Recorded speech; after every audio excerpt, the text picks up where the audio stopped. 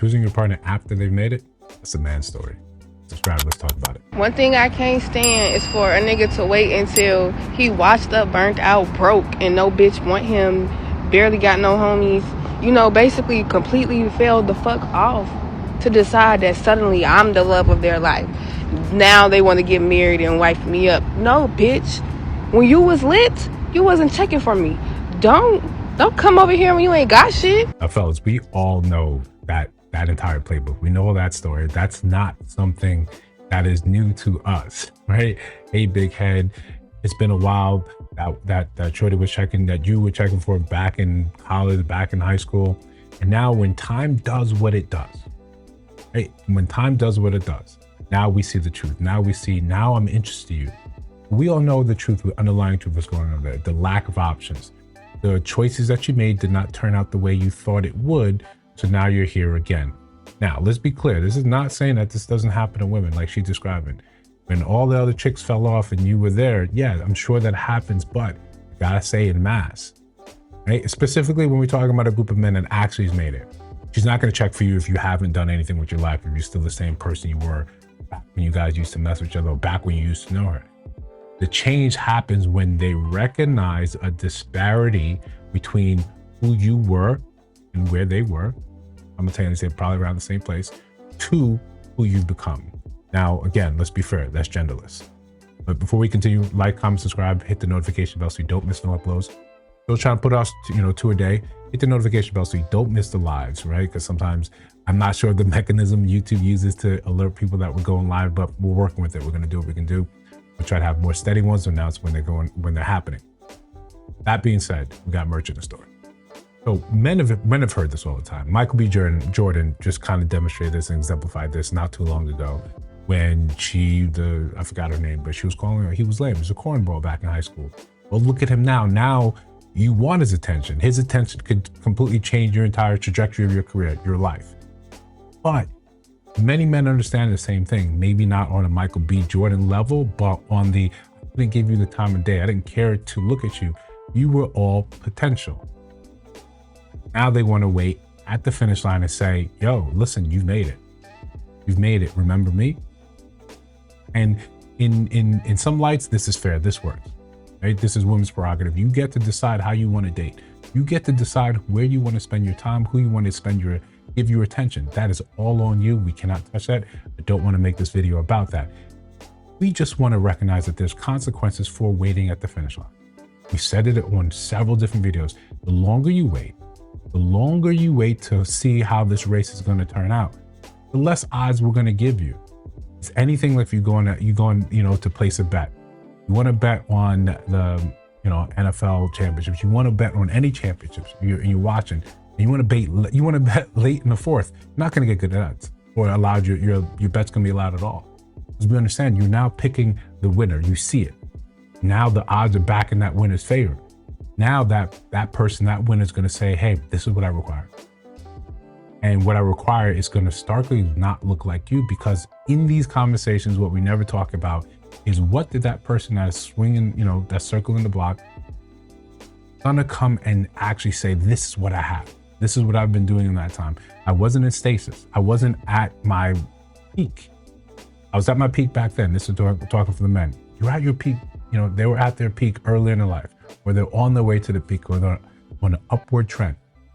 And they came around, when you try to get with them, you say, listen, I don't have X, Y, Z, but I can give you this love. I can give you this time. I can give you this attention. And this is what I want to do. This is what I'm planning.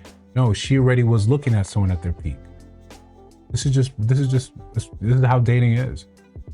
When you're more focused on what someone can do for you and give for you, love has a small and small margin to sort of exist, sort of make a play, to make any type of difference. So if you're going to first be sort of moved and maintained by what someone's resources, that person needs resources. That's fair to say. That's not something wild. That makes sense. He needs to have the gold in order to have your attention. Okay. He keeps aging out, and at some point you say, that's enough. Or more than likely, you kept aging, and that person that was supplying all this gold, his attention stayed in that same range. That same range of not so much as years, but so much of beauty, of enjoyment. His attention stayed right there. So now I had time to bake. I had time to cook. Now I get to the spot. We just happen to be the same age. But now you're looking at me and saying, hey, I didn't want you back then, but now you look like the type of guy I'm into. It's fair for him. It's fair for her to say, yeah, I'm not into that. That was cool back then. I'm not into that now. You know, more power to you. Love you.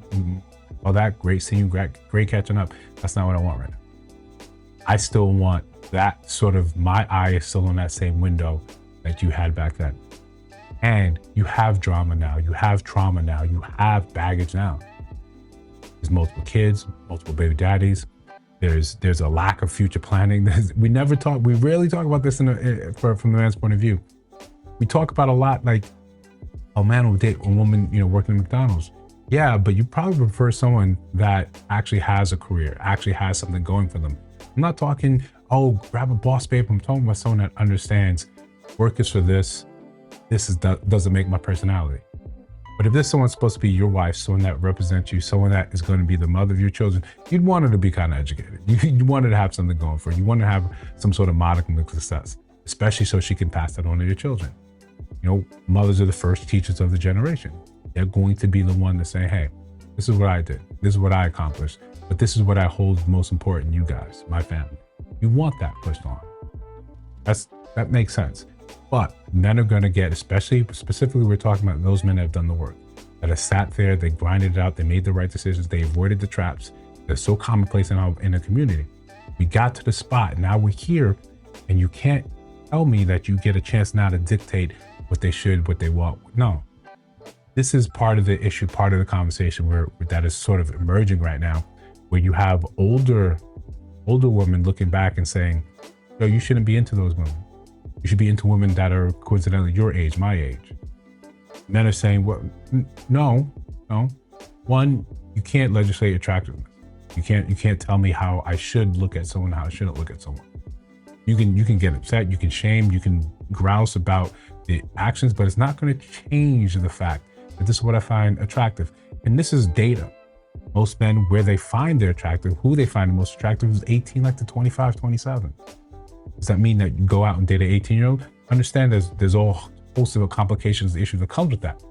But when we're just being realistic about what is attractive to men, to all men, right? There's that range. Even babies tend to favor a certain sort of aesthetic, a certain sort of look. They sort of gravitate towards this. So you can't really legislate human behavior and say, you can't do this, you shouldn't do this, you shouldn't be attracted to this. That's going to be the thing, right? That's just accept that and go on. But what's emerging now is the old women sort of giving the young women bad advice. We're trying to tell them, this is what you should be looking for. You should be dating men your age. Conveniently leaving out the real truth, that when you were that age, you were not dating men your age. But even when that conversation comes out, now it's back again being the man's fault. Back again being everyone else's parent, everyone else around that person's fault, that they didn't come in and stop that. It's a very convenient sort of game. But the crux of the argument, the crux of the whole position is, when they circle back, right, make no mistake, it's your time.